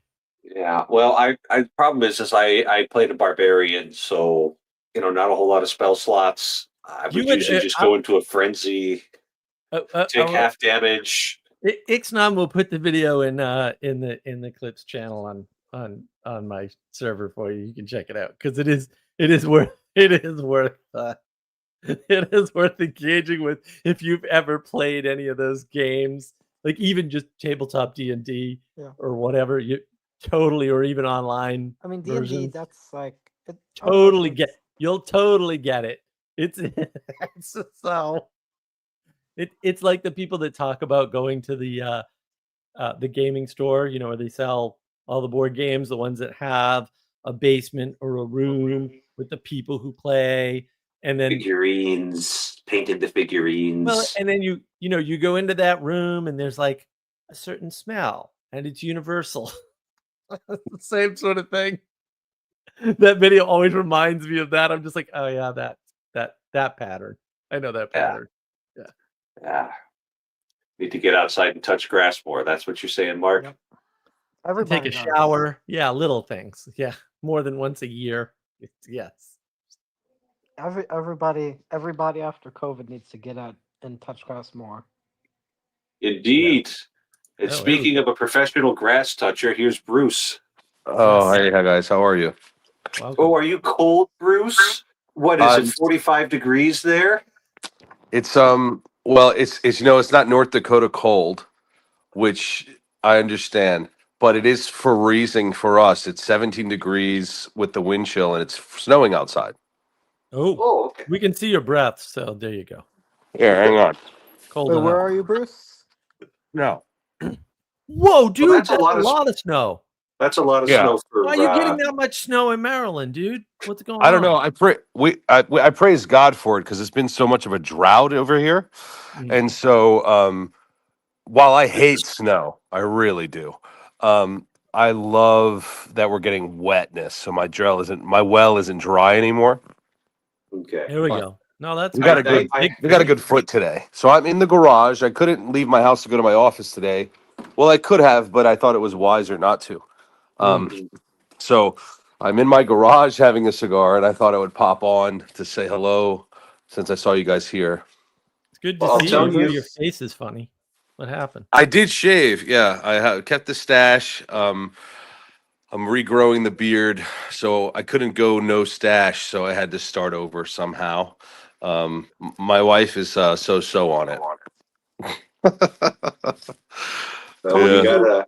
What do you do, Bruce? What do I do? Yeah, like professionally. I'm a DevOps software engineer. Pretty cool. It's a good gig. Yeah, lets you buy cigars, so that can't be so bad. Well, that's true. Although nowadays, much like everything else, cigars have become an affordable commodity, like many other things. So, one of the things that's interesting about cigars is they're almost everyman now because because the new world made them so affordable. When I say new world, I mean west of Cuba, so Nicaragua, Honduras, Ecuador, Brazil, all those sorts of things. So yay capitalism. That's kind of how I see that. But it Kinda, used to be a sorta. rich man's thing. It used to be a rich man's thing. I mean, I mean, do they cigars. have? I've always associated cigars with like not only wealthy people, but like I don't know. It's a very French thing. I've associated cigars with French people. Mm. It's cigarettes are French. Cigars are very much American and Latin American. G.K. Chesterton was quite fond of cigars. I like Oh, there G.K. you go. Chesterton. G.K. Chesterton Yeah. was a pretty cool cat. Yeah, He he was- one of his funniest articles was him, describing how he was at a cafe in Germany, and they were speaking German, right? Because he was a fairly well-educated fellow. He had more than one language under his belt, and they were having this very deep and intense argument about metaphysics. About the deepest things of being and the relationship of the world and all these things. And that went on for several hours, and he was right there in the conversation. And then the other fellow gets up and he tries to pay for his cigar, and he can't convince the waiter that he needs to pay for the cigar, right? So he keeps on like trying to ask, the waiter keeps on trying to bring him another cigar. And he's like, I stole a cigar from this lovely little cafe in Germany, and I just feel horrible about it. After like 2 hours of in-depth discussion in German, I couldn't tell the waiter that I hadn't paid for my cigar yet. So it was just he said it a lot funnier than I did. But That's like rich man, poor man scenario. Like that's kind of a bit. So like, rich men, or when I say rich intellectually in his case, like you get things for free when you're wealthy, but when you're poor, you also don't pay for anything. So Chesterton is probably one of the most quotable I guess, authors of all time. So many And so aphorisms is from him. so is C.S. Lewis. Yeah, Yeah. yeah, no, they're both Sure. man, I'm kind of envious of those guys and like the education that they had even from their youth. And I get that it was probably very unpleasant to be made to study like that at like the age of 8, but like by the time you were an adult, you were just an absolute monster. It's like, oh, I Yeah. can read Latin and Greek and French and German because that's what an educated person does, you know? And like here I am struggling through Italian on Duolingo as a grown man. And Italian's Yeah, but I hard. mean, you have more neuroplasticity when you're younger. It's funny, Father Eric. It's kind of providential. I'm having Italian cigar this evening, mhm. Ooh. which is rare, very rare to have an Italian cigar. So it's funny you say that. See, it's Amendola, and there's the Italian flag right there. All And right. the name of this is actually Pinoli. But it's just funny you Cannoli, mentioned huh? that. There are two things that have happened tonight that I think are interesting. The Italian reference, and I'm smoking an Italian cigar, which is very, very weird. I think I've had one of these in my life before. And the other thing was the Cards Against Humanity thing came up, and me and my buddies were talking about this earlier today. The same Wow. exact situation where somebody was like, I want to play these. I'd love to play this. And someone bought this game for my friend's kids. And he's like, I had to throw this away. Yeah. And I guess there's some equivalent version for children, youth version of Cards Against Yeah. Humanity. I forgot what it's called. Um, Just play but we, apples to apples. yeah, Yeah. that's exactly what I said. I said that this game exists already. Yeah. Um, Play a good game. and we all said the same thing. I mean, we were just like, the Cards Against Humanity is like peak depravity. Like it is just not wholesome. It's not a game for anyone. And I'm still trying to figure out why it's appealing. And I guess it's some version of gallows humor or potty humor. I don't really know why it's Well, but it's appealing, but also it rose up through the indie individualist gamer scene through that's right. the dirty, smelly hippies, right? And some of whom I happen to It's true. know. That's a good Yeah, point. it's the same with Magic the Gathering. I mean, all this stuff comes from exactly the same place. And Yeah. if you knew what those people did in their private lives, you'd be like, well, of Right, course right. this is the game they'd come up with. I mean, this is a sanitized version of their depravity. Yeah. I mean, yeah, Yeah. I can tell you stories, but this is not the It's place. it's comic book guy on 11. Exactly. Yeah. That's Exactly. anyway, two Listen, funny Peter Pan had to grow related up. things. Peter Pan had to grow up. Yeah, Yeah, no, we well, the got to thing grow about up at some point. Well, everybody should just avoid evil as a general rule and bad things in general. That's also important, and not just No, I growing want up. to know who's buying Cards Against Humanity for kids. Yeah, Yeah. well, I mean, Peop- quite honestly, is it surprising considering the content most people underage consume today? Yeah. I wish I were surprised, but if you go to Target or for something like that, Walmart, what have you, and you have Barbie dolls, and then across the aisle, right next to it is the Cards Against Humanity game. There's Jenga Mm. and there's Cards Against Humanity. You know what I mean? There's Legos and Mhm. there's, Cards Against Humanity. So also the name, like it's against humanity. Like in what world is that acceptable? Yeah. It's right in the Yeah, name. Don't do this. they've just wear it on their sleeve now, which is part and parcel, I guess, of what's going on. Yeah. Yeah. I mean, we're getting this coarsening of the culture in all sorts of places, and so like the gym that I go to, right? I really enjoy this gym. I've got the trainer, right? And I haven't injured myself doing squats, which happened back in January of 2021. Would not recommend it. That it required some expensive physical therapy and a few months to get over. So we've been avoiding the injury. I'm getting stronger, and I enjoy being there because the gym owner is an upstanding fellow, small business owner, wife and 3 kids, and really enjoy being there. But he's got the merch, right, which any good place should have, and like on the back it says, uh, "Oh shit, I'm getting stronger," and they bleep out the I on the course word there. I was just like, man, Hmm. almost perfect. This place is almost perfect. So And close. then we've just got like this unnecessary Yeah. coarseness and vulgarity put on the back of Yeah. your t-shirts there. It's just like, Yeah. and that's a really minor case, right? Because like, but this is just where the whole culture is just becoming crass and vulgar, and I don't like it.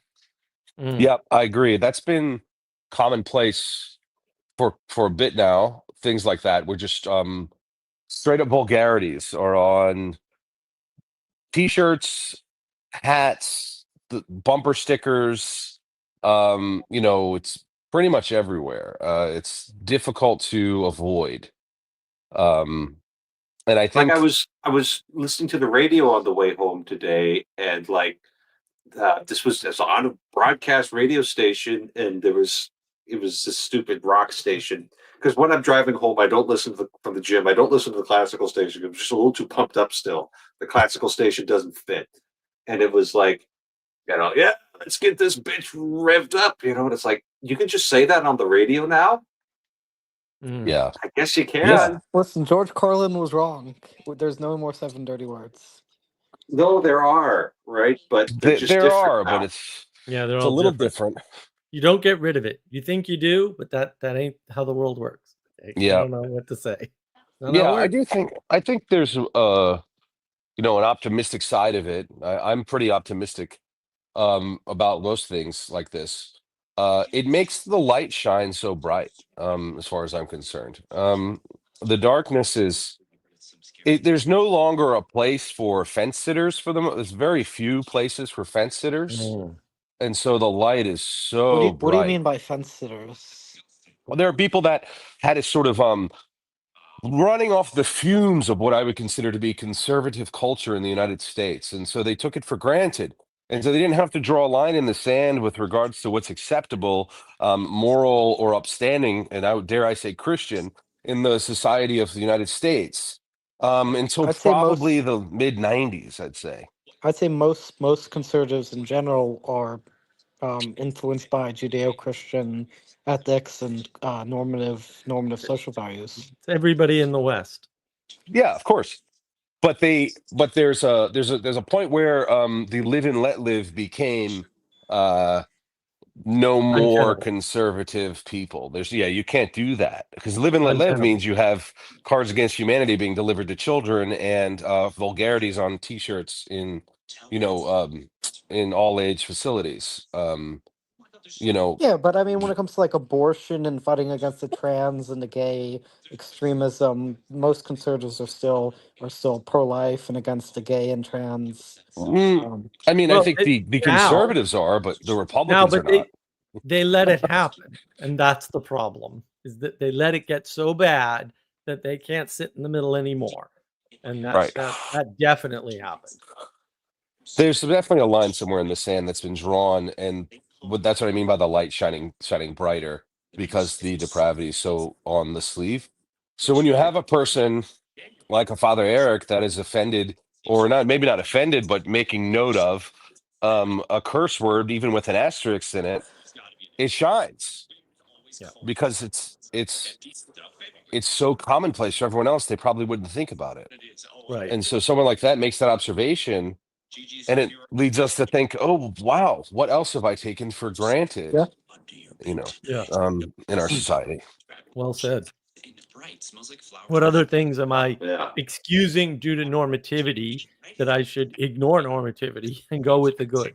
Right? There's no substitute for the good. You can't use a proxy for it. You can't have a simulation of it. Right? You need to hold that up.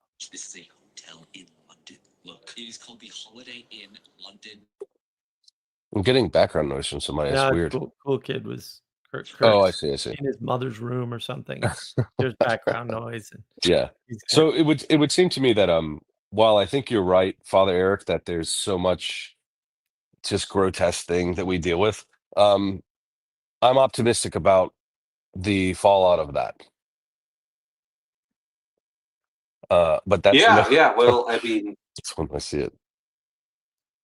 yeah, when you've got, let's say, people promoting, crass, vulgar, impure language, not just like every once in a while kind of dipping down into it, which can happen to the best of us, but like just a sort of the constant stream of that. And that's where they live. And you've met people like this before, who just like can't go 5 sentences without dropping an F bomb or something like that.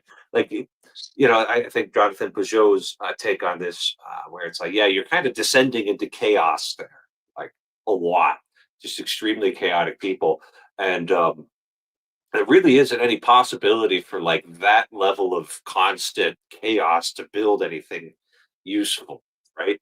And there's always going to be a little bit of revelry. There's always going to be a little bit of dipping into those things because we can't live in perfect order all the time. Um, but yeah, like the concentrate, it can't build anything. So uh, obviously, it's not going to last. And I think about it like in terms of whoever's bothering to have kids nowadays, and it's like it's kind of a lot more religious conservatives are bothering to have kids, and the certain highly progressive ideals can only operate on the gingerbread houses, which I don't think is as effective as having your own kids. So Yeah, that's a good point. I like that. That sort of almost sounds like a Chestertonian saying there on the gingerbread houses. That's good. well, that's just it's one of these things that took me 20 years to figure out, right? Like I read Hansel and Gretel as a kid, and it's like that was an interesting story, you know, and then all of a sudden at the age of 25, it's like, oh, wait a minute. Of course, witches live in gingerbread houses, right? yeah. Obviously, Yeah. this makes At some perfect point, you see sense. it. They Yeah. have I mean, to I live mean in the gingerbread modern. houses I think because that's I think the modern LGBT plus is a witch in the gingerbread house. that's exactly what I'm saying, Kirk. You Yeah. said out loud what I was implying. Yeah. That's exactly it. That's what that story is designed to prepare you and equip you for guests. If somebody is promising you a house made out of gingerbread, they're going to put you into the oven and eat you Right, Yep. right. because houses That's aren't that. made out of Right. gingerbread. And it will destroy you if you eat too much of it, or what's inside will destroy you. That's just like the Narnia and Turkish Delight, right? Same thing. Yeah. That's right. Yeah. That's right. And C.S. Lewis. Yeah. You Well, get but for the promised. next 5 minutes, I'm gonna identify as an attack helicopter, and you need to use the pronouns awesome and super killer. But you're neither awesome nor super. No, I killer. don't. No, I don't. Oh, Mark just left. I How's think. that? Oh, there he is. Is Yeah, that I left. That's I was hilarious. lefting. Bruce? That's Is hilarious. that like a wine flavored cigarette? Or cigar rather? Listen, No, on not at my all. live stream, I assign you no. your pronouns. Thank you, Father. Is that Bruce? No, it's not wine flavored at all. It's called cannoli, but it's not infused or flavored in any way. It's just Okay. the blend of the leaves. Yeah, because I know some people like to infuse their cigars with like whiskey and wine and stuff. Yeah, I'm a bit of a purist. I don't agree with that. You don't need to. The variety of tobacco, its fermentation process, and its blending and aging, it's just like wine and grapes. It'd be kind of like adding sugar to your wine glass, in my opinion, if you do that to cigars. Cigar heretics will not be tolerated. Yeah, I think it's the equivalent of Mountain Dew for communion wine. That would be how I would see Wow. that if you did that. That's just Jesus. invalid. That's just Right. invalid. Well, hey, it's crazier things We that wouldn't even Oreos and recognize Mountain that as the Dew. Eucharist, right? Right. Listen, I Well, like and sweet yeah. wine. I've seen Oreos and Mountain Dew used at some youth group somewhere in replace of communion in some church somewhere. But what was wrong with the grape Man. juice in the plastic cups at Thunder Bay, Father? That's just not plastic cups, man. You're gonna put That was the funny. symbolic. I will acknowledge that when Protestants celebrate the Lord's Supper, they think it's a symbolic representation of the body and blood of the Lord, right? And it's okay, right? That's what they think they're doing there. And you're gonna put that in like the freaking hyper consumerist convenience at all costs, individually wrapped plastic cups. Just, oh man, that was like the praise and worship music. I've heard praise and worship music before. The preaching, it was okay, right? It wasn't going to light my world on fire, but Pastor Paul did a pretty good job, right? None of that stuff bothered me. It wasn't until they got to the communion Well, and they had the individually wrapped packaged cups. It was just like, where am I? Why am I here? it's been the case for a long time. But it got ratcheted up to 11 during the COVID scenario.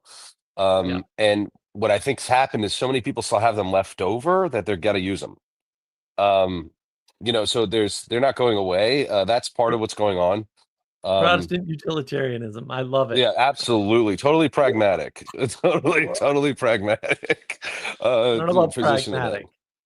Well, it's practical. Yes. Utilitarian and practical. Pragmatic? Nah, not even close. Well, it's practical and utilitarian. That's true. But I think that's what's happening a lot of places, for sure. The grape juice thing really, obviously that was an 1800s Baptist invention, right? But drinking out of the same chalice, that went out of vogue a long time ago for many people. That just doesn't happen. Well, you could just adopt the doctrine of concomitance that says under either species, the entire body, blood, soul, and divinity are present. And therefore, you receive communion just under one species, like the church in the Middle Ages did. But we stopped widely distributing the chalice. You can just do that. Right. Well, there's a million potential avenues to go down on this one. There's a lot there, but I will say I understand the problem with the plastic. I do. It's petroleum. It's not just for the petroleum products alone in holding the wine, and then the tasteless wafer. It is disposable. Yeah. It's disposable. And well, you see, if you don't see it as the transubstantiation or consubstantiation even, then you would have a problem with that. But if you do, then now you're discarding the host in the plastic. Yeah. So where's that going? To the landfill. That would be a big problem for people who hold to transubstantiation. You know what we have in Catholic churches is we have special sinks that run straight into the ground. So if we have, let's say, holy water or water that's been used to purify sacred vessels or wash them, we can wash that down the special sink that goes straight into the ground, doesn't go into the sewer system. So, Sure. Yeah. So that's how seriously we're taking this. And I have something else that I take seriously, is I take seriously bedtime and the fact that it's been dark outside for hours now. And under such circumstances, rational creatures should go begin preparing to sleep. So, delightful conversation, gentlemen. Bruce, glad to have you on. Kirk, good to see you again. Mark, as always, thanks for joining me. But we are going to call it a wrap on this Monday night. So all I've got to say is good night and God bless you all. Good night. Good night. Night.